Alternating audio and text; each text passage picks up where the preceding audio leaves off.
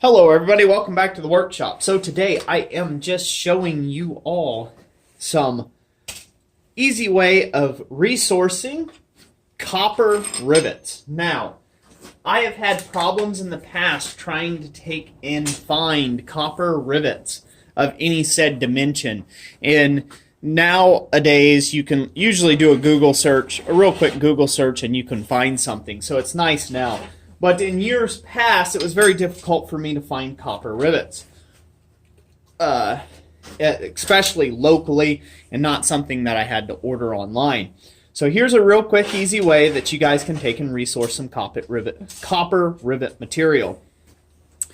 One of the easiest ways that I've found is you can get different gauges of household electrical wire and repurpose it as copper rivet material.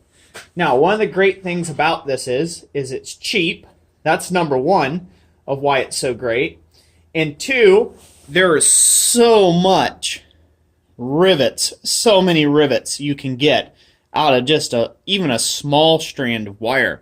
So I suggest to find this, get with an electrician friend and ask to see if they have any scrap copper they wouldn't mind selling you of like their in-cut wires and things like that.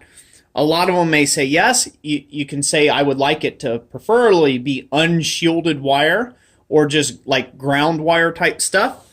And 10 to 1 odds you can find somebody out there that will deal a deal with you. Just go check around with a few electric companies. Don't try to nickel and dime them and be cheap, but just say what you're trying to use it for and use wire as rivets for a particular project, and chances are they might even just give you some of this wire. But it's real simple. All you have to do is straighten the wire out. I use the rawhide mallet at the anvil with this, and this really helps straighten out a really nice straight rod, and it also kind of pre-hardens it a little bit so it's a little easier to get through the holes and stuff like that. But after that, it's just essentially putting it through the hole, measuring off the distance, and trimming your rivet to length. Just like that. Obviously, you wouldn't be riveting something with that small a wire that long. Usually, it's a much smaller scenario, something like that. You guys probably can't even really see that well. But, you know, you would use something like that to really just create a blind rivet in a hole or something like that. And you would use that in like lock work and things of that nature to secure something and so on. So just a little handy tip, wire comes in gauges. It does not come in an exact size, so it will be a little different. It'll be a little difficult to take and get an exact drill bit size. I suggest getting a numbered drill bit set so you can find the exact size you need for the gauge wire that you're wanting to use. And then this will really help you resource, this will help you find, drill the hole exact. The biggest common problem with riveting work is creating too loose of a hole or putting in too small of a rivet for the hole that's been created. In both cases, it allows the rivet to bend inside the hole, and when it does that, that's when you get stuff that misaligns and it kinks and it doesn't really go very well. So in one of my more recent videos, I did this little piece here, and I got it all cleaned off the back there. You can see those little blind rivets going on. I used a piece of this type wire. Now, this is 6 gauge copper wire, and this is for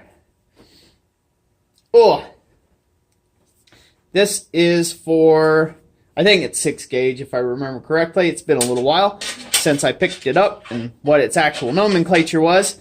But this is for ground wire. This is like if you got a ground outside of a house. Now don't go cutting grounds outside people's homes. That's stealing. Like I said, go to the electrician and ask if they got any in-cut stuff that they ripped out, even if it's old copper wire that just is heading for the scrapyard or the junker. That's a perfect resource. But you can see in just a few seconds how many rivets I can actually get out of that that one length there. So it's a great source to be able to source copper wire. You can have a rod like this. You can cut little lengths of it off. I'll go ahead and cut a little piece of it off now. But you can cut multiple little pieces, and then you can rivet stuff together. Now I've already found the drill bit size hole for this particular gauge. And don't ask me what it was, I forget. But you just stick it through, find where you want to cut it at, put enough excess, give it a squeeze, and you got a little mark and to go from, and you just nip it off. So this, I'm just using a pair of side cuts to do this.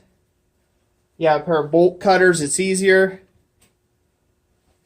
Don't have to worry about this because you're going to peen it all out anyhow.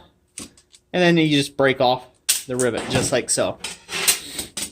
So now I can take you over the anvil and show you how this really does work as a rivet. So here you go. So we're over at the anvil. You just stand this rivet right up like so.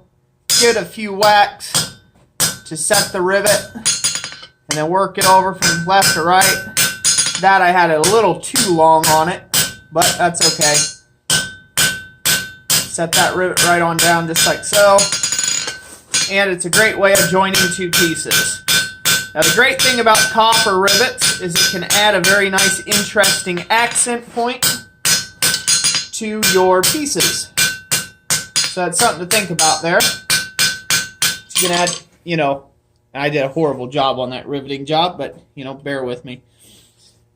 You know, it's a great way, once again, to add some accent pieces to your work. You know, especially if they don't have to hold, if it's more decorative work and they're not trying to hold a lot of mechanical force, right? Things like that. If it's not trying to hold a lot of mechanical pressure or force, it's worth just throwing a couple copper rivets in it for decoration to add just a little more panazz to your ironwork. And you can do a hammered head, or you can do a flush rivet, or a hammered standard forged texture. If you got a rivet set, you can do domed rivets, things like that. Well, it's a great way of joining two pieces of material together. Take that off there. And now those aren't going to come apart until the copper wears out. But anyways, right there is something you can do. You can do at home. It's your home forge. You can find and resource the materials very easily. And, you know, I think everybody should just add a little bit of copper to their ironwork. It's a great way to spice up a piece. So that's it for today. I hope you all enjoyed this video. If you did, let me know in the comment section down below and give it that big thumbs up. And like I always say, God bless you, and we will catch you on the next one.